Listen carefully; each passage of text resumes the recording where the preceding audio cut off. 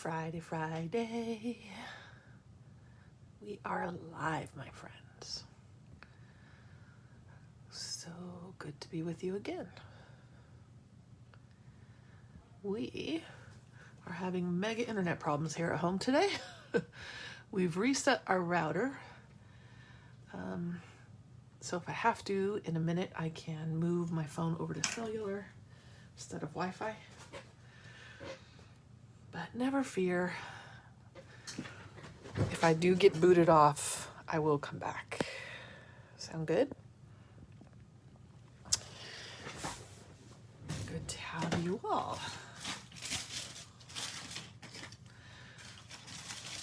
Good afternoon. Hi, everybody.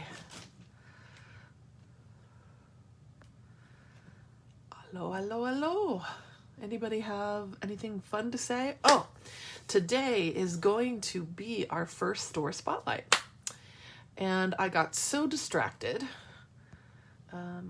with getting everybody into the online class and registered and then double checking, blah, blah, blah. Because I have to register everyone and then send an email, and then I have to check that once you've requested for the group that you are actually in the class. So there's a little bit of admin. So our spotlight today is going to be Paper and Ink Boutique in Calgary. So when they pop on, I'm hoping they'll pipe up and we can talk to them a little bit about their store.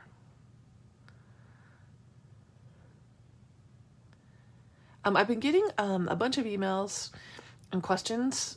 A couple of questions have come up and have asked me if I could demo watercolor.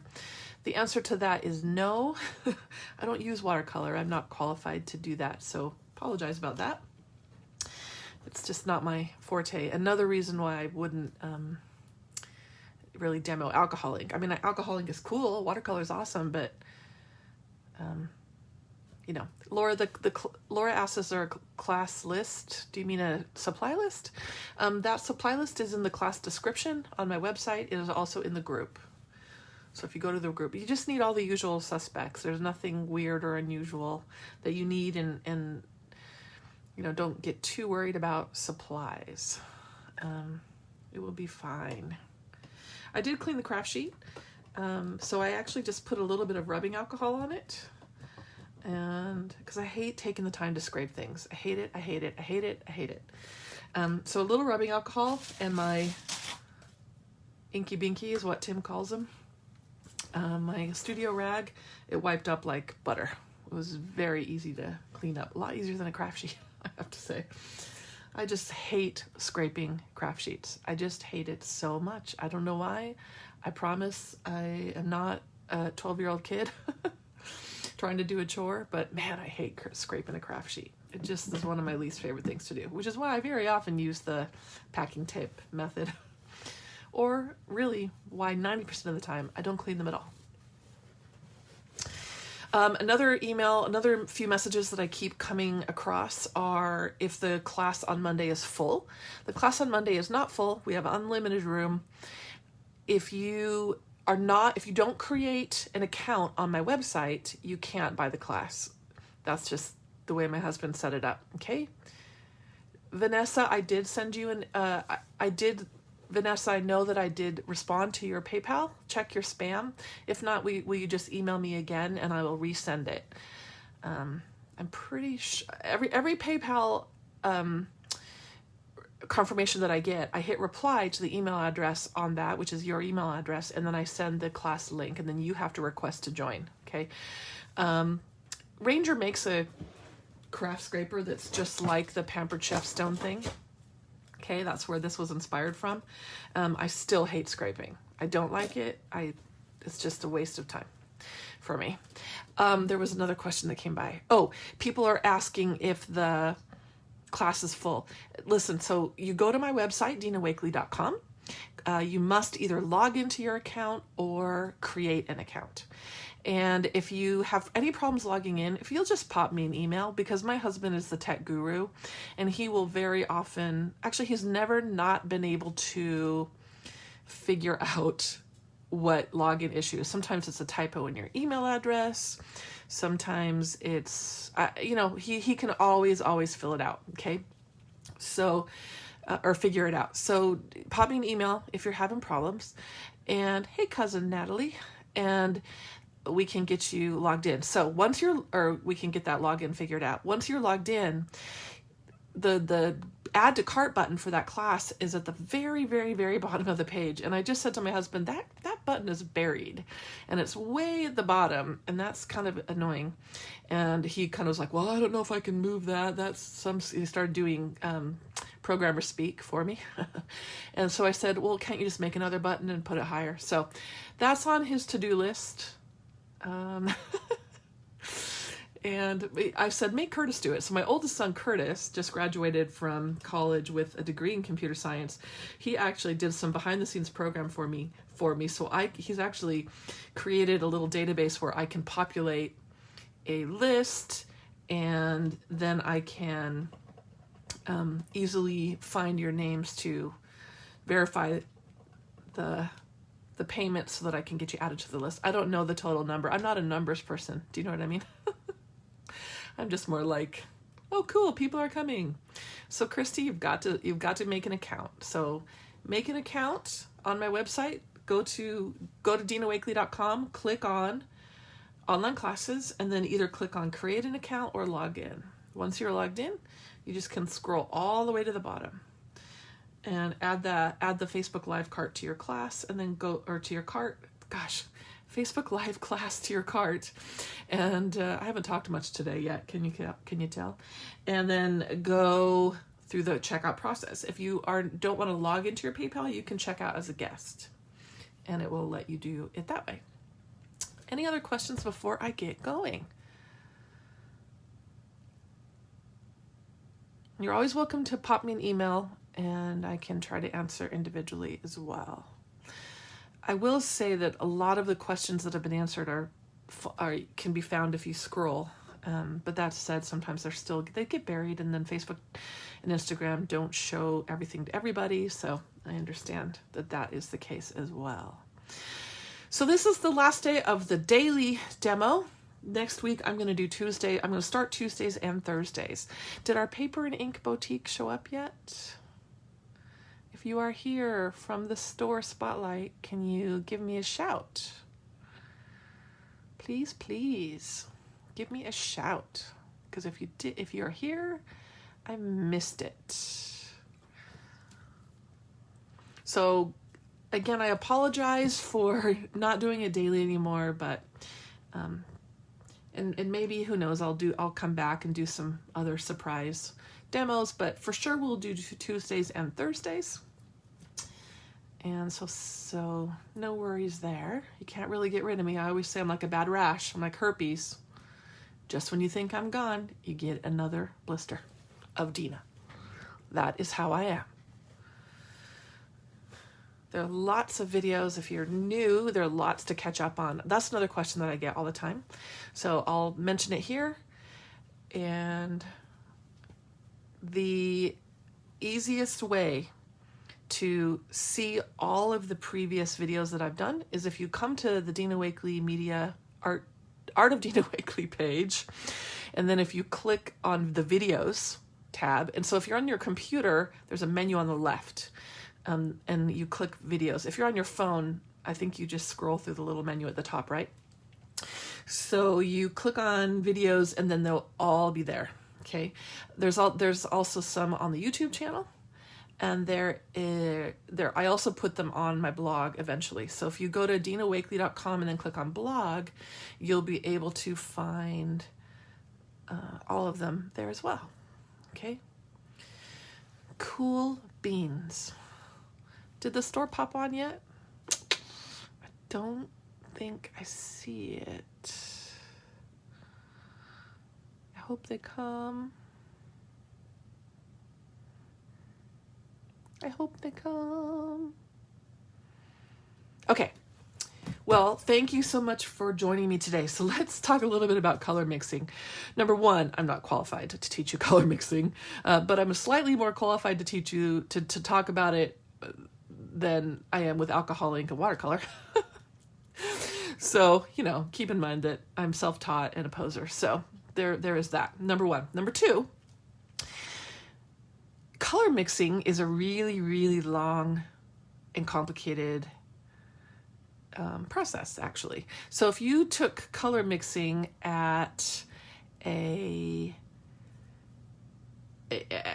art school or at a university, your class would probably be a semester long. It's not something that you can cover in a day, if that makes sense.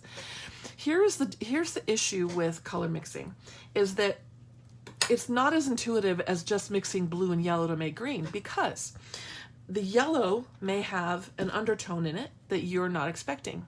The blue may have an undertone in it. So I always say that my lapis, my kind of primary blue, is a cool blue, and it's not primary. Okay, there's probably red in this blue. So that means if I mix this blue and this yellow, there is a little red that's going to come into play. Okay, which might make it a browner green than you're expecting, because red and green make brown. Okay, this is a cool red, meaning there's probably blue in this red. So unless you know all of the undertones of your paints, then color mixing can be quite an adventure. And because we're not in school and we're just having fun, it doesn't really matter. But if you're trying to follow specific recipes, then you need to start with source paint that are true hues, that are totally and completely one pigment and nothing else. And I know that Golden makes a set of primaries, and you can buy those so there's no other additions added, no other hidden colors in the pigment. But then you've got to buy yet more paint. So here's what I recommend that you do. Okay, I think that you should get all of your paint out. And remember, we talked about this before when I recommended that you swatch everything you own. Did anybody do that? Did anybody swatch literally everything you own? It can be a big job. I understand that. But find all your paint and get it out again. And then you need to create color mixing charts for yourself with the paints that you own. Because I can color mix yellow and blue all day, but if you don't have these exact yellow and blues, you're not going to get the colors that I'm getting. Okay? So it really works best for you to put on that experimentation hat, put on that play hat, get some paper. You can use cardstock, you can use paper, printer paper. It really does not matter. And then I want you to go through this process of color play. I think it's hilarious that some of you have swatched and then Barb's cat ate her homework. It is a process. Especially for those of us that have lots of paint. I remember I told you guys when I did this the first time, swatching all my paint, that's when I found out I had 32 blues. And apparently I really like blue paint. And I had reds that I didn't realize I had, and some of them look different in the bottle than they do once you swatch them. Some reds had a really warm undertone, and they just looked like ugh. So, it just depends. By the way, if Kelly is listening, Kelly from Ranger, would you do me a favor and link everybody to the color mixing chart that's on the website? So if you go to rangerinc.com, and if you scroll down to the very bottom, there'll be a link that says organize your Ranger products, and then scroll until you see my paint. And Kelly, I wonder if we could change the picture. Sorry, little side note. If we could change the picture from the tube paint to the bottle paint, since bottles are how we do paint now. Anyway, just something that I noticed. So underneath the tubes of paint, under Organize Your Ranger Products, there is the Color Confidence, which we've talked about in the past, which is that big color wheel with all of my paints in sort of color wheel order. There's also another chart that you can print out to make swatches of my line. Okay, there's yet another chart that has color combinations that I have mixed. and that you could try with my paints. And I haven't, they asked me to update it. To be fair, I have not updated it just out of time. And, you know, my depression was kind of raging early on in, you know, I was going through the grieving process that we all were going through early on in the quarantine phase about, you know, the new normal that we're all in, and I just couldn't bring myself to it. So Kelly is linking in the comments those PDFs, and so you can dig up that color chart that will give you some ideas to start with. Okay, but this is what I want you to do. I'm going to do this a little bit. You don't need to do. I'm not going to do every color I have right now.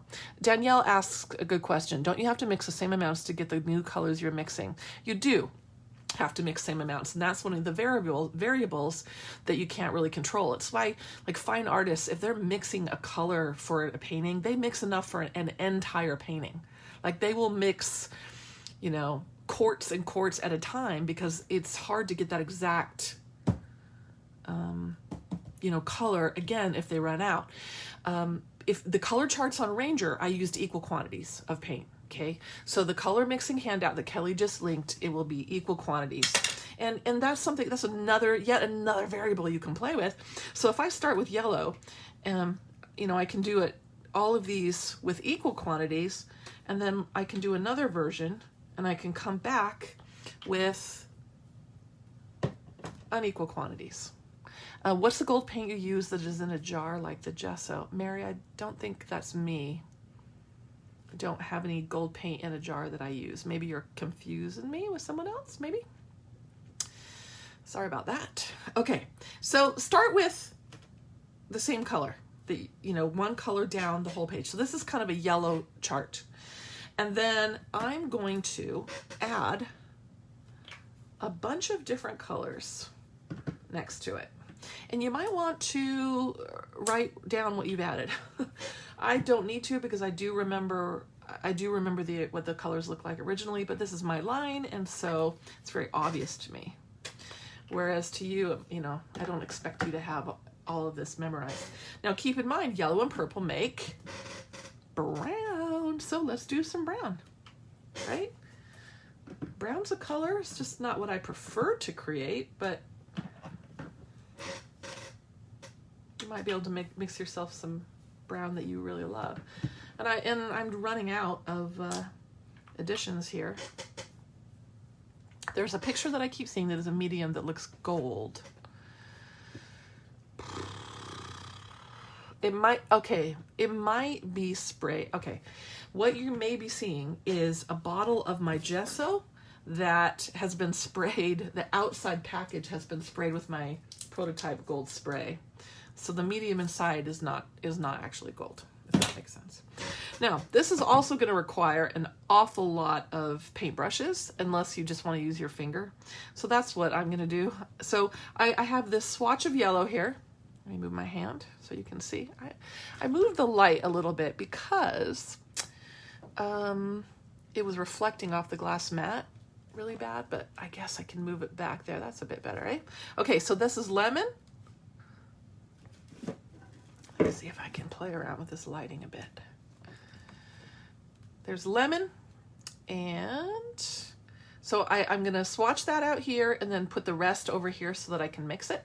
And this is so exact. Not. Remember, I don't do anything exactly. So if you start asking me about quantities and proportion, I'm going to be like, I don't know. What did I do that time? I don't know. Right? So that's lemon and that's lime. Looks like I have a tad more lemon there. But let's mix. In fact, you could even mix it once here, so kind of equal quantities. Take some of that mix that you just created and then add one more drop of the original source color to it over here. So now this is what it looks like with even more lemon. Makes me want to eat a popsicle. That is a pretty green right there. Oh, oh! Did my store show up? I don't know if they did or not. Okay, so we've got yellow again, and then this time I have peacock.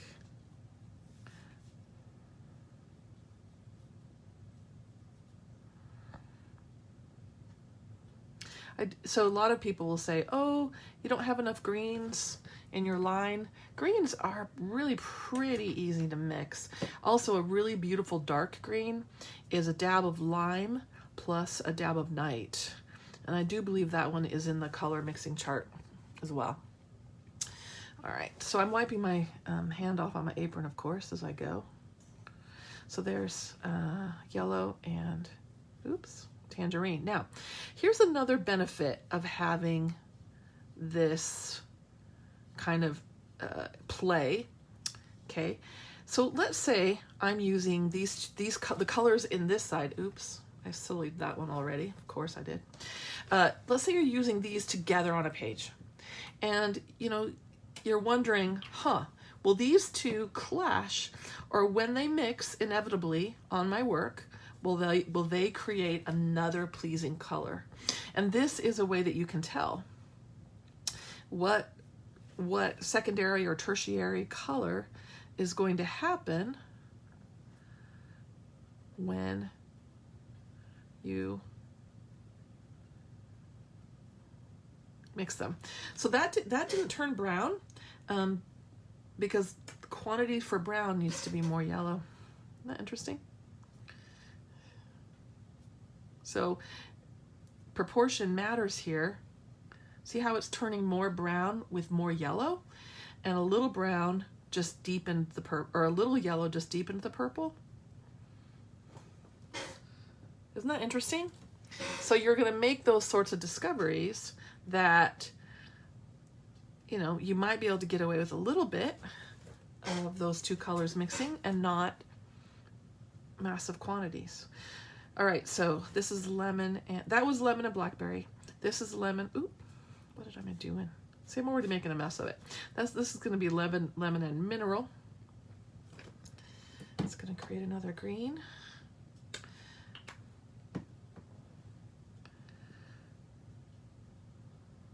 Pretty. That looks a lot like aloe.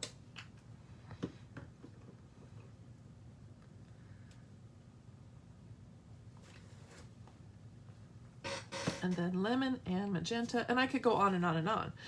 I mean, you could mix lemon with every single color that we've got. It really would take a while though. That was magenta. Mineral is a great color, it really is.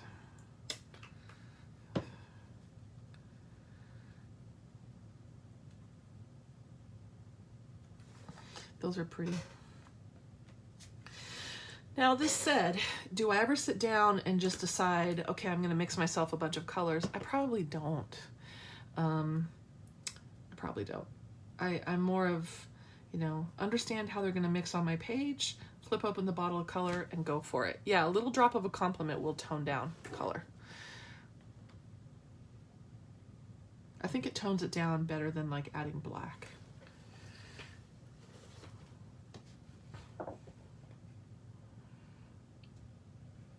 So lots of nice experiments there. You can see how this could go on and on and on, right? So, you know, then you start with a different source. I mean, really, I should keep going with lemon because there are many colors that I did not do. What is your favorite color combo? I don't really have favorites, but I will say very typical of me is magenta and turquoise and lime. And I love the way magenta and turquoise mix. It's interesting because they mix and make a lavender. Mica.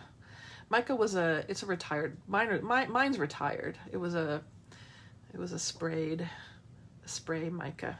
Isn't that pretty? So that lavender is magenta and turquoise. Ooh, we can do magenta and marine. Hey, Tiffany.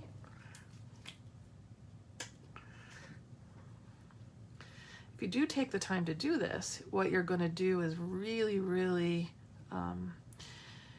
expand the creative possibilities of what you've got, for sure. All right, I wanted to find night for you because I wanted to show you the green that night and just a touch of lime mix. I thought I pulled out a night. There it is. I don't really use mica spray anymore. Nope.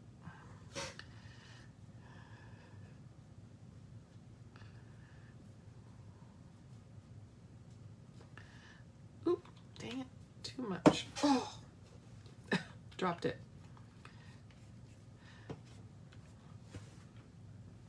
Too much night. Should have, usually I do a lot of lime and just a drop of night. Oops. But it creates a really nice, deep green. Sometimes it can even look almost like a hunter green. I just think this green is really pretty.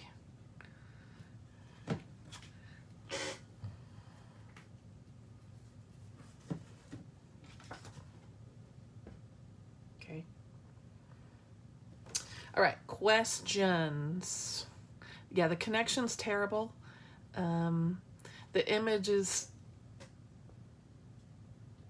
the image going in and out of focus. Sorry about that.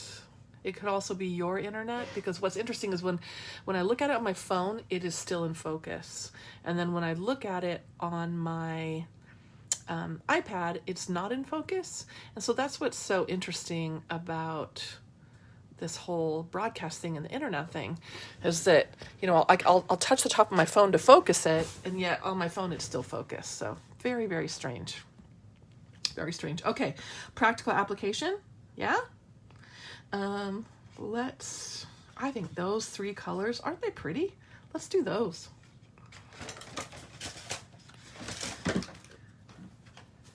Everything fine in Scotland. I personally think we need a new router, but my husband thinks it's just everybody in the world being on the internet at the same time.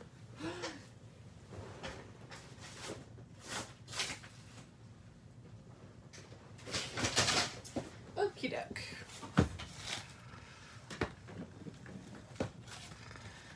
Let us find a page. Oh, here's one that's gessoed. Yes. Sweet. Yeah, and Facebook will throttle the quality. I think the replays were better, actually. So it could really depend on completely on, you know, what's happening roundabout. It's the wind. Okay, so here's how I like to use this in practical application.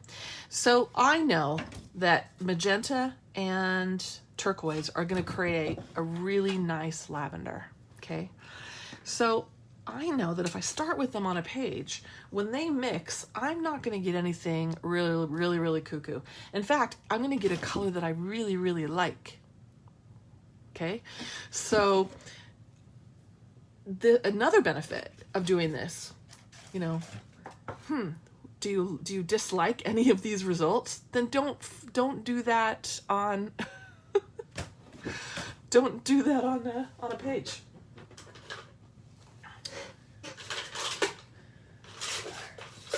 I actually changed my paint water yesterday. It is practically a Christmas miracle. All right, so I am wetting my brush just a bit so I can get some nice mixing. So I know that where these meet, see how it's creating purple here already?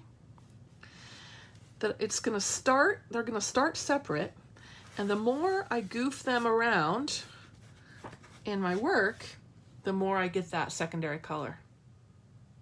And I really like that. I know that that combination is going to work for me. And I really love that I've got the original two colors in place right there. In fact, I want even more turquoise there.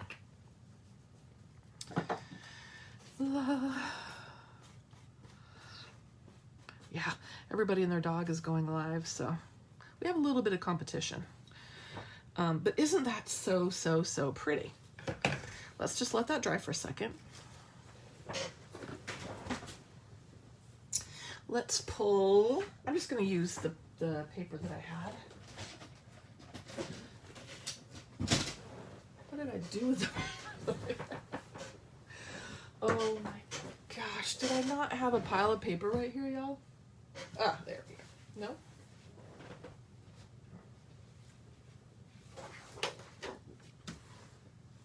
I'm seriously cracking myself. Oh, there we go. I'm like, what did I do with that giant pile of paper? Also, this same color theory will also apply to the sprays. Okay, so let's see. I don't have sky, or I do have magenta spray, and I have turquoise spray. So by mixing those near each other, before the resist really starts to come into play, I am going to be able to get some of that pretty lavender happening. Shake, shake, shake. Shake, shake, shake. Shake your sprays up. Shake your sprays up. Shake, shake, shake. Shake, shake, shake. Shake. See how it's turning lavender right there in the middle? Isn't that cool? Shake your sprays up. Shake your sprays up. La la la. La la la. What did that say? What wide brush should be here any day? You have trouble getting nice combos with a brush stripe, Nancy says. The way to get the nice combo is to start, let's do that again, is to start with the brushes or the colors not too close together, okay? So I want to give these colors room for mixing here in the middle. So don't start with your colors too close. Even if you're putting them on your craft sheet or putting them over here to use this as a palette, I don't only use dry, I often use dry. I use wet brushes when I want a more of a mix effect. And I use dry when I don't want that look, when I want to see the brush stroke. So I would say I use dry maybe 60% of the times, and then wet the rest. So some of the techniques I do not work at all with a wet brush. And so you'll hear me say, I'm using a dry brush, I'm using a dry brush, just because I've seen people go, have issues using a wet brush. The white spots are created from a resist. This is the Tim Holtz craft, Tim Holtz glass mat. He just sent it to me 2 days ago. So these dots happen because the sprays resist each other, and it's just delicious. Once they soak in, that acrylic sits on the top and starts to give you the coolest resist ever. They're really, really awesome. This is just inexpensive watercolor paper that is not gessoed. You will get a better mix if you gesso first. Okay, so if you're trying to, if your goal is to get those colors to mix, then gesso will be your friend for that. Okay, so again, make sure you don't put your colors too close together. I'll show you what these look like when you don't mix them. You can still get the secondary color, but it's not going to be quite as obvious, and you have to work quick. Okay, so I'm going to get a green happening here in a second. It's going to be a subtle green because that blue is so light. Can you see the green happening here? Oh, I love that one. Isn't that so, so, so pretty? Just a little tad of green happening. Because I had already wiped so much of the blue there. And I love that. I love those secondary colors that pop up. Did somebody request turquoise and fuchsia? Let's do that.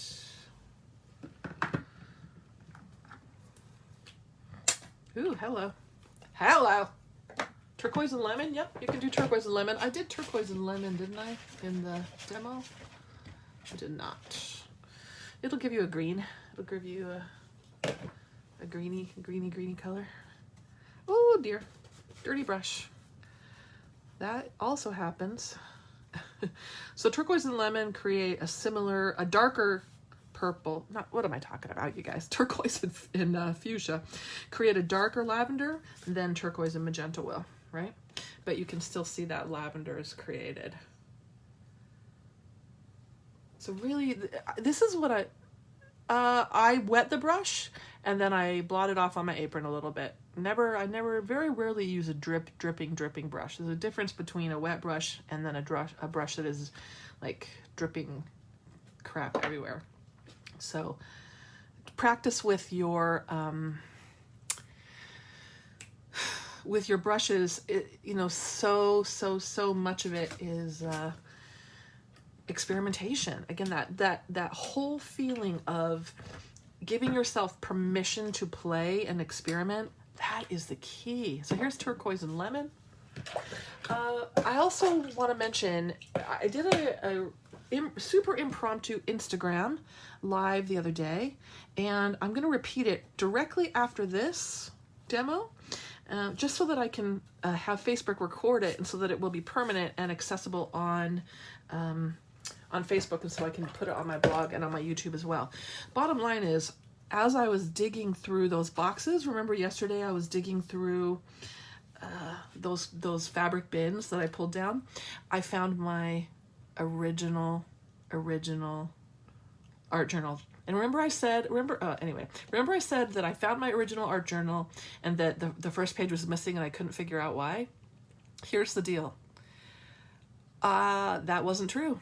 I totally remembered incorrectly that I did have another journal that was pre that one that I showed you, and I found it was in those fabric bins.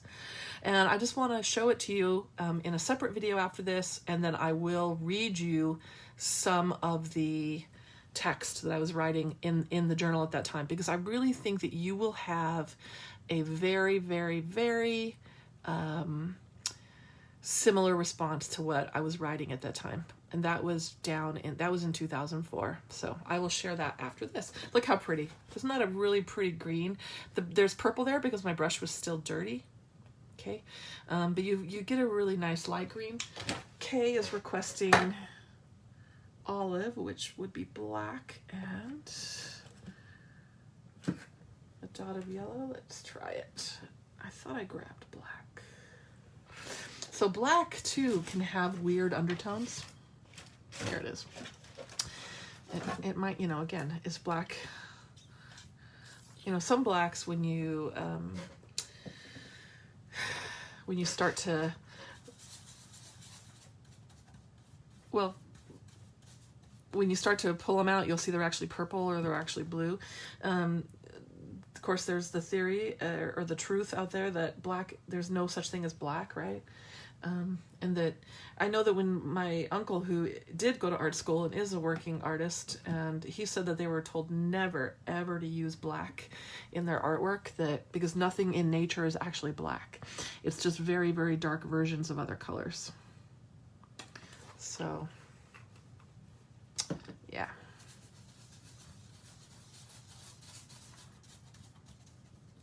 Really, really dark olive there. Got a bit more yellow. So you wouldn't think you're going to make olive with black and yellow. That is a muddy puke. So that is a brown green, I would say. Even more yellow would lighten it up. That makes sense?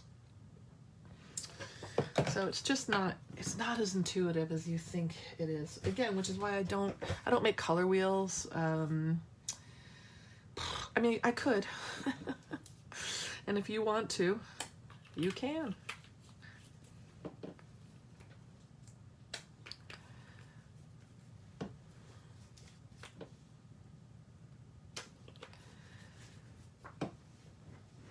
remembering that my 3 primaries are not true primaries, okay?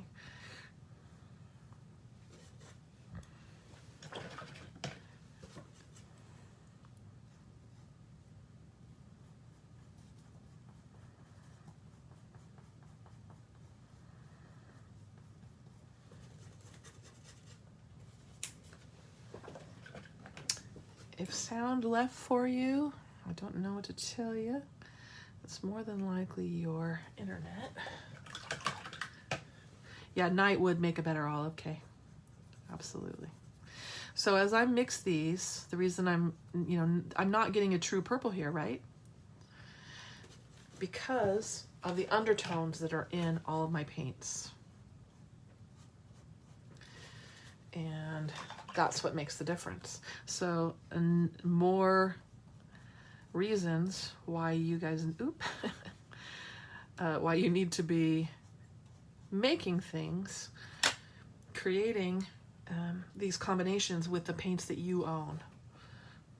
It's a pretty orange though. That orange is like a blood orange, isn't it? I think it's cool. Jill, they're just not true. We just didn't make them that way, Jill. I mean, I don't really have a reason. I chose colors from the, I chose colors from a Pantone book. Because I'm not the strongest color mixer out there, and because I'm a little too ADD to really mix a lot, it's just not my favorite thing to do. I mean, I think it's so good to know what your colors will do when they're mixed. But as far as being like, okay, today I'm going to mix every single color I'm going to use, it's just not my jam. I'm way, way, way too impulsive for that. The three that are the most primary that I have are Lapis, Lemon, and Ruby. So even though these aren't, the exact cues of what you would get if you started with true primaries, I mean, it's still pretty, right? You'll still see what you get, right? I like sage, how to mix that with your paints. There is a sage, I believe, a sage type color in the color mixing chart that was linked earlier. Do I ever come to Kansas to teach? I have taught in Kansas City, which I know is not Kansas. I've never been invited to like the state of Kansas, except for Overland Park, Kansas City area. Khaki, I don't really know the recipe for khaki. I just use sand. So all of these will look different if I start with some of my others. Ooh. Let's try sand and a tiny bit of umber. So play and experiment. Because I'm a bright, that's kind of khaki, so 1 drop of umber and sand. Kind of a light khaki. Okay, that is very green, right? Because there's a lot of green in my umber. There's also green in the sand color. So lots and lots. Lapis, ruby, and lime. Lapis, ruby, and lime. Did the hotel the hotel? Holy heck! Did the what am I trying to say? The store from Canada pop in? Yeah, Yvonne says it's better for us to do it ourselves because you learn so much from mixing and quantities can really make a difference. I totally agree. I mean, this is really a little impetus for you to get off your rut, get out of your color rut, and get all of those. Yeah, black is all colors. You're right, Mel. Black is not the absence of, white's the absence of color. Black is everything, right? What's my point? Anyway, you get the idea, right? Get out of your color rut and get all of your colors out and start mixing, right? Okay. Now, let's talk about metallics for a second. So the metallic paints, they will read as a color. So for example, this is gilt. And if I spread out Gilt, which is my gold color, it is going to read with other colors like orange. Okay? It's going to read like an orangey color. So some metallics are quite neutral, and those metallics in my line would be sterling, which is a silver because it's gray, medieval, and really that might be the only two, because the other metallics are going to have an undertone to them, which means this is going to read like orange, ancient is going to read like an orange, penny will read like an orange, rosy will read like a pink, like a yellow pink. So you've got to keep that in mind too. Sometimes people, sometimes I have said, oh, metallics are a neutral. Sort of. They're sort of a metallic. They're sort of a neutral. And I do believe you can put them on anything for a little bit of sparkle. But you do need to keep in mind that if you're putting them in wet layers, you definitely can get weird color mixing happening or good color mixing depending on what you're adding it to. So if I added this with a blue, then you're going to end up with an even browner result. If I mix that with an analogous color, so colors next to each other on the color wheel, it's going to change the color of the metallic, but I'm not necessarily going to totally brown it out. But you know, there are likely hidden pigments in the metallics as well, because there just are. I wanted to show you a Pantone book, actually. Let me grab it.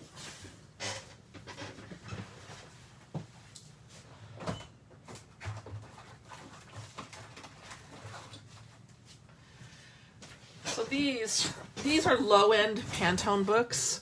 The ones that like they have in the art department at Ranger are in big binders, and they cost thousands and thousands and thousands of dollars. They're super official. They're way more thorough than these, and they have way more colors than these. So these are like artist versions that I can have at home, because, you know, I love to pick colors when I'm actually at Ranger, but last year I didn't even make it one time. So this is my way of at home to look at you know, when I choose colors. And then what happens is the chemist, the chemistry department at Ranger will swatch out those colors for me. They will then mail them to me, and then I will test them. And sometimes, you know, the color that I picked is not anything like what I think it's going to look like, and so they'll tweak it, and but they always work off this original Pantone. But what I think is so interesting about Pantones having the colors like this is that you really can see undertones. So like this yellow, right? If you look down, you can see what's going to end up. See how it's getting warmer? You can see where the basis of a lot of these colors are. And you can find cool reds, pinky reds, reds that look like blood, warm red here, right? And it's really, really interesting to, you know, think, okay, purple's not just purple. Purple can be a warm purple, like my eggplant is a warm purple. Purple can be cool. Neutrals can have different undertones. You've figured this out if you've tried to paint your walls. You think you're painting your walls gray and they end up baby blue. I've done that. I even bought a Martha Stewart color once called something gray, and it just looked like I painted my entire living room like a baby boy nursery. So that got painted over really quickly. The key is, even though it might look right in the light chip, you can tell if it's cool or warm as you look at the darker colors. Okay, so look at all these grays. So many. It's dizzying, right? And some of them are even called warm gray, cool gray. But then this one has green in it. I ended up painting my kitchen Reclaimed Wood by Dunn Edwards, which is a green gray. Okay. So, and I always say, I can't believe I've made so many house painting mistakes when I'm an artist, and I like to think I'm good with color. It's because it's the undertone. It's the undertones that will kill you. And they can be frustrating because you haven't just put it on a little page, you're putting it on an entire wall. Then you have sunlight coming in or not coming in, and incandescent light and fluorescent light, and depending on the lighting in your room. So there's all these variables with painting your walls that are not there. with painting with color. But anyway, this is what I'll use to choose. I wish you could see the Ranger ones. They're so cool. They're a whole set of binders that cover, like it's on the top of a file cabinet, and there's tons and tons of them, and they're super fancy and cool. Can you please explain cool and warm colors? So some colors will have, the easiest way to I don't know if I can really explain it very well, but warm colors are going to have a yellow, orangey, the warm colors undertone. Okay, cool colors are going to have a blue undertone. Okay, so totally different feeling. So even though yellow might be considered warm, this is a warm yellow here, but this is what I would call a cool yellow, like icy, because there's some blue in there. So the blue in there makes it cooler than this one, which likely has no blue in it whatsoever. So it's all about the undertones. It's all about the tiny little bit of pigments that you can't really see, that are just ever so slightly changing what you see. For example, like this will even tell you how to make this pink. This pink is red, black, and white. So black, there's black pigment in this pink, and that's what's giving it that muted tone. So it's just, again, it's so much more complicated than you think it's going to be. This is Pantone blue and green to make that, and then it tells you the quantities. It's 90% Pro Blue, and it's 9.4% green. So it's just, again, all of this is dizzying. So look at this one. 64% Pro Blue, 7% yellow, 9% black, 19% transparent white. So it just becomes dizzying to be a master and a pro at this. It's definitely more of a concern when you're watercoloring, because watercolors re-wet, and you know, once my paints are dry, I'm not going to get a reactivation of those pigments. That's the difference between a watercolor and an acrylic. Okay, I'm going to do one with a dry brush. So remember I said, you know, there was a question about, I thought you always use a dry brush. Not always. I don't always do anything except to drink Diet Coke. But let me show you how I would do this with a dry brush.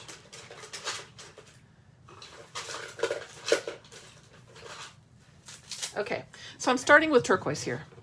And I'm going to, this is a dry brush, and this is not gessoed, so this would be much easier. Blah, blah, if I had gesso.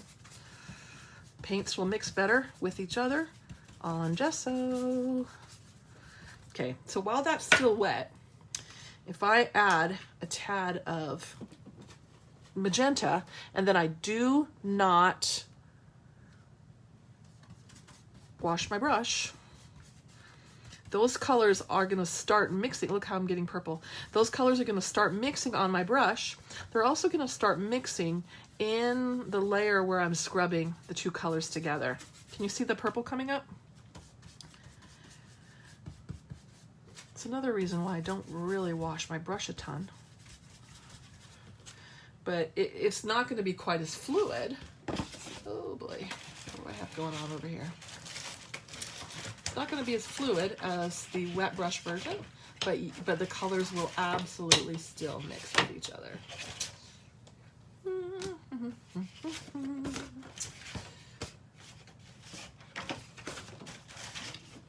Huh. I know I did a turquoise and a magenta. Don't know what I did with it. Blah, blah, blah, blah, blah, blah.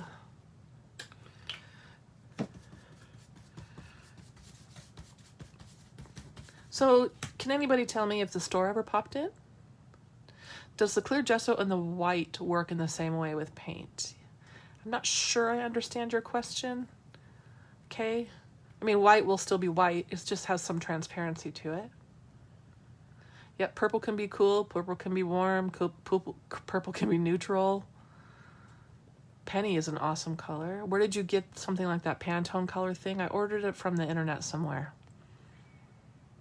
That Carrie, I like your description. Carrie says, warm colors are like fire, cool colors are like water. Okay, so here's another, let me throw you guys back. Some of you are going to be too young for this, but do you guys remember in the 80s, late 80s, that it was really popular to have your colors red? Okay. Do you remember going and finding out if you were a spring, a summer, an autumn, or a winter?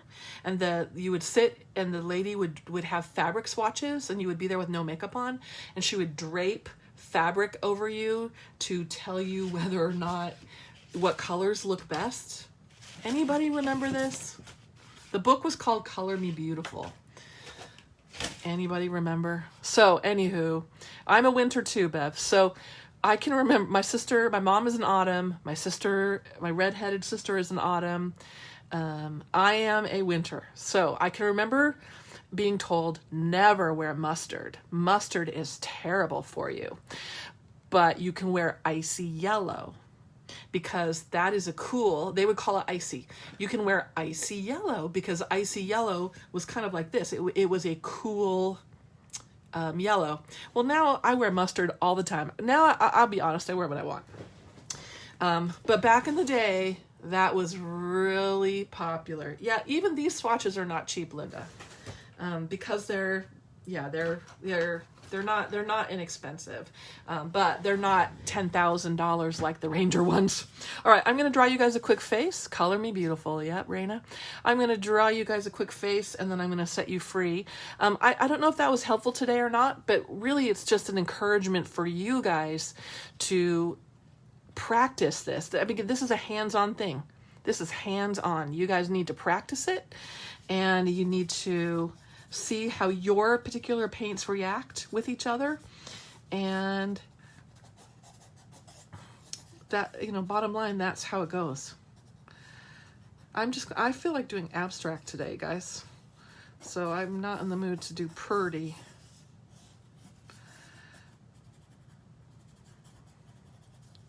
Will a page done with clear make the paint work the same? Yes, it will.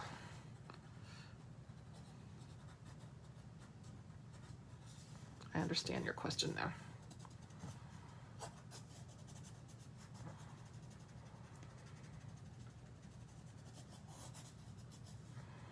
That nose makes her look like a panda. Oh my gosh, let me tell you something I've been distracting with myself today. If you like meerkats, Christy Wood posted this. Christy owns Runaway. Christy posted that the zoo, Miami Zoo, has baby meerkats. And of course, I went down that wormhole only to find that there is actually a meerkat cam called the Meercam. And you can watch the enclosure. You can't see the babies unless they come out, but you can see the other meerkats. And you can just put them a full screen on your computer and you can watch the meerkats. And I'm just like, oh my gosh, how fun is this? And they're totally on guard and looking out and there's nobody around. It's so cool. The other thing is Coral City Camera. So Coral City Camera, this is near Miami. They have a few cameras under the water. And this is my little Zen thing because of my scuba diving, is I turn on the Coral City Camera and put it on my whole screen, and you can watch all of the fish go by. And every now and then something big and exciting might come by, like a big eagle ray or a manatee or something like that. But even just watching the school of fish, and today there's really, really heavy current, and so the fish swim by and you can tell they're struggling with the current. It's totally cracking me up. Anyway, so that's one of my things I'm doing to distract myself. Also, today at 3 p.m. Eastern, what am I trying to say? 3 p.m. Eastern, 12 o'clock Arizona time and Pacific time, I'm doing a Q&A on the Ranger Instagram page. So if you're not sick of me and you want to come hang out with us, that would be great. That will happen in about an hour. And so also remember, right after this, I'm going to turn this broadcast off and start another one where I'm going to talk to you guys, show you my actual very first art journal. Explore.org has some amazing cameras. Awesome. You can just go down the animal webcam wormhole today. You're welcome. Hey, that's a good thing to do while you are swatching your paint, right? Yeah, on Ranger's Instagram. So while you're swatching your paints out and while you're seeing what custom colors, then you can totally you can watch the meerkats, you can watch the ocean. I know my friend Melinda likes to, this is just gesso. My friend Melinda likes to watch the jellyfish cam. Those, if you're feeling stressed out at all, turn on the jellyfish cam. They are so soothing to watch, just kind of bob around in the water. So that was I think it's the Georgia Aquarium. And also Monterey Bay Aquarium has some live cams as well. This is gesso, yes. So I just added white to accent it. And there's a weird face. You know what we got to do to it? We got to give it the pox, baby. The pox! The pox seems to be my demo standard, right? Kelly says her daughter has to do that for science. That's so cool. What a cool science thing. What we need to do is we all need to post and share what cams we watch. Oh, Penguin Cam at Kansas City. See, there you go. There's another one. So fun. All right, there's a quick funky face. Should we give her some tears? Happy tears, not sad tears.